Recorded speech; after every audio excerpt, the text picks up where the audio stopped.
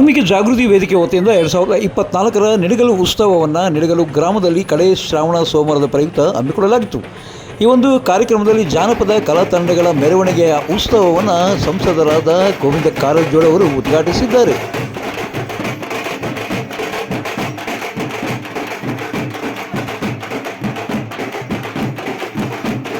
ನಂತರ ಅವರು ವೇದಿಕೆಯಲ್ಲಿ ಮಾತನಾಡಿ ಮುಂದಿನ ಉತ್ಸವಕ್ಕೆ ನನ್ನ ಅನುದಾನದಲ್ಲಿ 5 ಲಕ್ಷ ರೂಗಳ ಹಣವನ್ನು ನೀಡುವುದಾಗಿ ಅವರು ಭರವಸೆಯನ್ನು ನೀಡಿ ಮಾತನಾಡಿದ್ದಾರೆ. ಉತ್ಸವ ಆಗ್ತದ, ಯಾವ ರೀತಿ ವಿಜಯಪುರದ ನವರಸಪುರ ಉತ್ಸವ ಆಗ್ತದ, ಕದಂಬೋತ್ಸವ ಆಗ್ತದ, ಅದೇ ಮಾದರಿಯಲ್ಲಿ ಇಲ್ಲಿಯೂ ಕೂಡ ಆಗಬೇಕು ಅಂತೇಳಿ ನನ್ನ ಸ್ಪಷ್ಟವಾದಂಥ ಅಭಿಪ್ರಾಯ ಇದೆ. ನಾನು ಈ ಸಂದರ್ಭದಲ್ಲಿ ಹೆಚ್ಚಿಗೆ ಮಾತನಾಡೋದಿಲ್ಲ. ಯಾಕಂದ್ರೆ ನೀವು ಅಭಿವೃದ್ಧಿ ಮಾಡಲಿಕ್ಕೆ ಇನ್ನೂ ಒಂದು ದೊಡ್ಡ ಸಮಸ್ಯೆ ಇರ್ತಕ್ಕಂಥ ಸಂಸ್ಕೃತಿ ಇಲಾಖೆಯಿಂದ ಈ ನಿಡಗಲ್ಲು ಉತ್ಸವವನ್ನು ಆಚರಣೆ ಮಾಡಲಿಕ್ಕೆ ಯಾವ ರೀತಿ ಉಳಿದ ಉತ್ಸವಗಳಿಗೆ ಬಜೆಟ್ನಲ್ಲಿ ಹಣ ಕೊಡ್ತಾರೋ ಅದೇ ರೀತಿ ಕೊಡಬೇಕು ಅಂತೇಳಿ ನಾನು ಹೇಳ್ತೇನೆ, ವೆಂಕಟೇಶ್ ಅವರು ಹೇಳ್ತಾರೆ. ಅದರ ಜೊತೆಯಲ್ಲಿ ತಾವು ವೆಂಕಟೇಶ್ ಅವ್ರಿಗೆ ಮತ್ತು ನನಗೆ ಕೇಳಿದ್ದೇನೆ, ನಮ್ಮ ಶಾಸಕರ ಅನುದಾನದಲ್ಲಿ, ಸಂಸತ್ ಸದಸ್ಯರ ಅನುದಾನದಲ್ಲಿ ಮುಂದಿನ ವರ್ಷ ಹಣ ಕೊಡಬೇಕು ಅಂತೇಳಿ ಖಂಡಿತವಾಗಿಯೂ ಕೊಡ್ಲಿಕ್ಕೆ ಅವಕಾಶ ಇದ್ದರೆ, ಯಾಕಂದ್ರೆ ನಾನು ನೋಡ್ಬೇಕು ಅದನ್ನು, ನಾನು ಕಾನೂನನ್ನು ನೋಡಿ ಹೇಳಬೇಕು. ಅವಕಾಶ ಇದ್ದರೆ ಖಂಡಿತವಾಗಿಯೂ ಮುಂದಿನ ಸಾರಿ ಈ ಉತ್ಸವಕ್ಕೆ ಒಂದು 5 ಲಕ್ಷ ರೂಪಾಯಿ ಅನುದಾನವನ್ನು ಲೋಕಸಭಾ ಸದಸ್ಯರೊಳಗೆ ಕೊಡಲಿಕ್ಕೆ. ಇನ್ನು ಕಾರ್ಯಕ್ರಮದಲ್ಲಿ ಭಾಗವಹಿಸಿ ಶಾಸಕರಾದ HV ವೆಂಕಟೇಶ್ ಮಾತನಾಡಿದ್ದಾರೆ.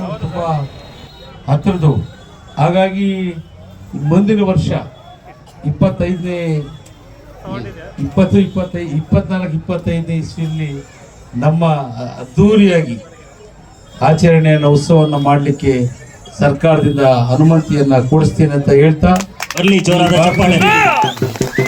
ಈ ಭಾಗದಲ್ಲಿ ಹೆಚ್ಚು ಅಭಿವೃದ್ಧಿಯನ್ನ ಮಾಡಿದ್ದಾರೆ ನಮ್ಮ ಮಾನ್ಯ ವೆಂಕಟರಮಣಪ್ಪನವರು. ಅದಕ್ಕೆಲ್ಲ ಸಾಕ್ಷಿ ನಮ್ಮ ಸ್ವಾಮೀಜಿಯವರಿದ್ದಾರೆ. ಇನ್ನು ಉಳಿದಂತೆ ಬೇರೆ ಬೇರೆ ನೀವೇನು ಡಿಮ್ಯಾಂಡ್ಗಳನ್ನ ಇಟ್ಟಿದ್ದೀರಾ, ಇದು ಯಾವ್ಯಾವುದನ್ನ ಬಗೆಹರಿಸಲಿಕ್ಕೆ ಆಗುತ್ತೋ ಅದನ್ನ ಸಾಧ್ಯವಾದಷ್ಟು ಬಗೆಹರಿಸ್ಕೊಡ್ತೀನಿ. ನೀವು ಅನುದಾನ ಕೇಳಿದ್ದೀರಾ, ಗೋವಿಂದ ಕಾರಜೋಳ ಸಾಹೇಬರು 5 ಲಕ್ಷವನ್ನ ಕೊಡ್ತೀನಿ ಅಂತ ಹೇಳಿದ್ರೆ, ನಾನು 10 ಲಕ್ಷ ಹಣವನ್ನ ನಿಮ್ಮ ವಾಲ್ಮೀಕಿ ಸಮಾಜದ ನೀವೇನಕ್ಕನ್ನ ಕೇಳ್ರಿ ಅದಕ್ಕೆ ನಾನು ಆ ಗ್ರ್ಯಾಂಟ್ ಅನ್ನ ಕೊಡ್ತೀನಿ ಅಂತ ಈ ಸಂದರ್ಭದಲ್ಲಿ ಹೇಳ್ತಾ, ಹೆಚ್ಚು ನೋಡ್ರಿ, ಮೊನ್ನೆ ತಾನೇ ನಿಮ್ಮ ಮೇಲೆ ಅತಿಯಾದ ಪ್ರೀತಿ, ವಿಶ್ವಾಸ, ನಂಬಿಕೆ ನಾಯಕ ಜನಾಂಗದವರಂದ್ರೆ ನಮಗೆ ಅಣ್ಣ ತಮ್ಮಂದ ಥರ ಬೆಳ್ಕೊಂಬಂದಿದ್ದೀವಿ. ಇದಕ್ಕೆ ನಿದರ್ಶನ ಜನರಲ್ ಬಂದರು ಎಸ್ ಟಿ ಅವರ ಅಧ್ಯಕ್ಷರು ಮಾಡಿದ್ದೀನಿ ಅಂದರೆ ನಿಮ್ಮ ಮೇಲಿರೋ ಇಟ್ಟಿರೋ ಪ್ರೀತಿ, ವಿಶ್ವಾಸ. ಯಾಕಂದರೆ ತಾಲೂಕಲ್ಲಿ ಯಾರು ಊಹಿಸಿಕೊಳ್ಳೋಕೆ ಆಗ್ತಾ ಡಿಸಿಷನ್ ತಗೊಂಡಿದ್ದು ನಾವು ಮೊನ್ನೆ. ಯಾಕಂದರೆ ರಾಜೇಶ್ ಅವರು ಅಷ್ಟೇ ನನ್ನ ಜೊತೆ 20 ವರ್ಷಗಳಿಂದ ಏನೇನು ಕಿಂಚಿತ್ ನನ್ನಿಂದ ಆಸೆ ಪಡದೆ ಪ್ರಾಮಾಣಿಕವಾಗಿ ದುಡಿದಂಥ ವ್ಯಕ್ತಿನ ಮಾಡಿದ್ದಕ್ಕೆ ನನಗೂ ಸಂತೋಷ ಆಗ್ತದೆ. 3 ಬಾರಿ ಪುರಸಭಾ ಸದಸ್ಯರನ್ನಾಗಿ ಮಾಡಿದ್ದೀನಿ. ಹಾಗಾಗಿ ನಿಮ್ಮ ಸಮುದಾಯದ ಎಲ್ಲ ಮುಖಂಡರುಗಳು, ದಿವಾಕರಪ್ಪ ತಾಲೂಕು ಪಂಚಾಯತ್ ಮೆಂಬರ್ ಸುಮಾರು ಜನ ಇದ್ದಾರೆ. ವಿಶೇಷವಾಗಿ ನನ್ನ ಸ್ನೇಹಿತರಿಲ್ಲದೆ ಜಾಸ್ತಿ ವಾಲ್ಮೀಕಿ ಸಮಾಜದ ಮುಖಂಡರುಗಳು, ನಮ್ಮ ಜಂಗಮಪ್ಪಣ್ಣವರೇ, ತಾವು ಎಲ್ಲರಿಗೂ ಸಹಕಾರ ಕೊಡಬೇಕು. ನೀವು ದಿವ್ಯ ಸಾನ್ನಿಧ್ಯವನ್ನು ಸಂಜಯ್ ಕುಮಾರ್ ಸ್ವಾಮಿ ವಹಿಸಿದ್ದು ಮಾಜಿ ಶಾಸಕರಾದ KM ತಿಮ್ಮರಾಯಪ್ಪ, ವಾಲ್ಮೀಕಿ ಜಾಗೃತಿ ವೇದಿಕೆಯ ಮುಖಂಡರಾದ ಪಳ್ಳೆಗರ ಲೋಕೇಶ್ ಮತ್ತು BJP ಅಧ್ಯಕ್ಷರಾದ ಮಂಗಳವಾಡ ರಂಗಣ ಮತ್ತು JDS ಅಧ್ಯಕ್ಷರಾದಂಥ NA ಈರಣ್ಣ, JDS ಮುಖಂಡರಾದ ತಿಮ್ಮಾರೆಡ್ಡಿ ಸೇರಿದಂತೆ ಪುರಸಭಾ ಅಧ್ಯಕ್ಷರಾದಂಥ PH ರಾಜೇಶ್ ಮತ್ತು ಪುರಸಭಾ ಸದಸ್ಯರಾದಂಥ ಕಲ್ಪವೃಕ್ಷ ರವಿ ಸೇರಿದಂತೆ ವಾಲ್ಮೀಕಿ ಜಾಗೃತಿ ವೇದಿಕೆಯ 100 ಮುಖಂಡರುಗಳು ಹಾಜರಿದ್ದರು.